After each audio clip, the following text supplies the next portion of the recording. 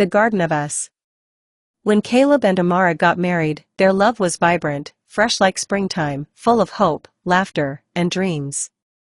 Friends called them the perfect couple, and to anyone watching, they were just that.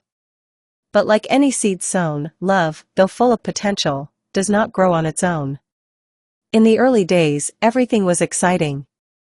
Date nights, surprise notes, and whispered prayers before bed. But as years passed, and life added children, bills, deadlines, and weariness, things began to change. Not dramatically. Just quietly.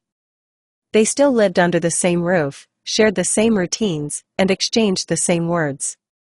But something was missing. The soil of their love began to crack, unnoticed.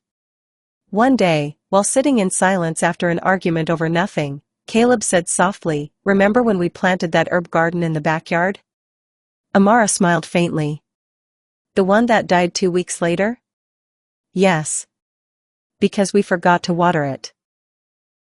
They both laughed, but the words settled deep.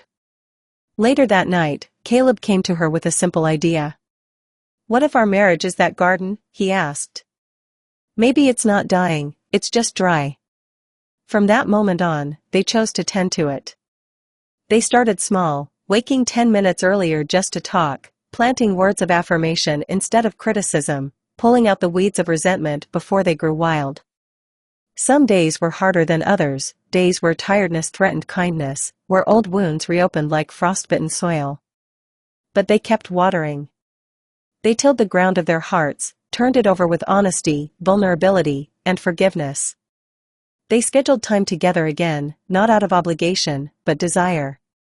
They laughed more, listened more, prayed more. Seasons came and went. Storms hit and passed. But their love, once parched, now bloomed.